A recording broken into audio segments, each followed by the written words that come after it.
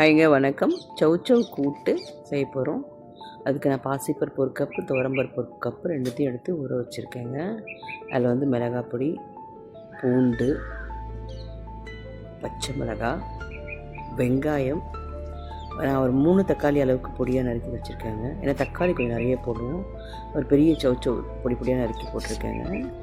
இது மிக்ஸ் பண்ணிவிட்டு ரொம்ப ஈஸிங்க. குக்கரில் வந்து ஒரு 2 விசில் வச்சுட்டு அப்புறம், ஏன்னா பருப்பு ஆல்ரெடி ஊற வச்சுருக்கோங்க, தான் 2 விசில் வச்சுட்டு அப்புறம் எடுத்துடலாங்க. இங்கே பாருங்கள், நல்லா மஷியாக வெந்திருக்கு பார்த்தீங்களா? அவ்வளோதான். இது கூட உப்பு போட்டுட்டு நல்லா மிக்ஸ் பண்ணிடலாங்க. தாளித்து கொட்டிடலாம். கடுகு, உளுத்தம்பருப்பு, சீரகம், பெருங்காயம், கருவேப்பிலை போட்டு தாளிச்சாச்சுங்க.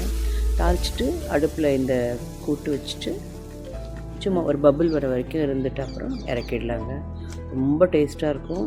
இது வந்து சாதத்துக்கும் சாப்பிட்லாம், இட்லி, தோசை, சப்பாத்திக்கும் ரொம்ப நல்லாயிருக்கும். இந்த கூட்டு ட்ரை பண்ணி பாருங்கள். சௌச்சௌக்கு ஒரு பெரிய ஃப்ளேவர் எதுவும் இல்லாததுனால ரொம்ப சட்டிலாக நல்லாயிருக்கும். வயிற்றுக்கும் ரொம்ப நல்லாயிருக்கும் சாப்பிட்டா.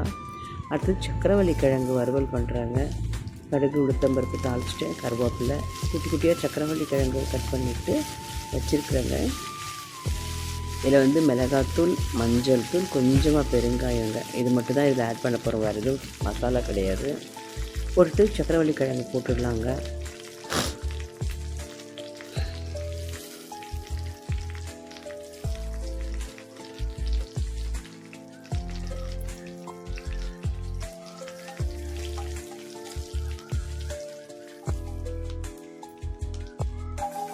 சக்கரவள்ளி கிழங்கு போட்டுட்டு நல்லா ஸ்லோ ஃப்ளேமில் லேசாக கொஞ்சமாக தண்ணி தெளிச்சிட்டு மூடி வச்சிடலாங்க.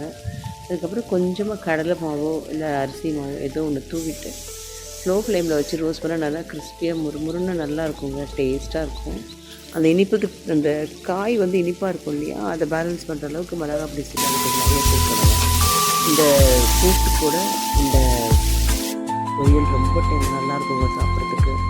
ட்ரை பண்ணி பாருங்கள். தயிர் சாதம், இது கூட ஒரு தயிர் மட்டும் வச்சுட்டா போடுங்க. இந்த கூட்டு, பொரியல் ப்ளஸ் ஒரு தயிர்.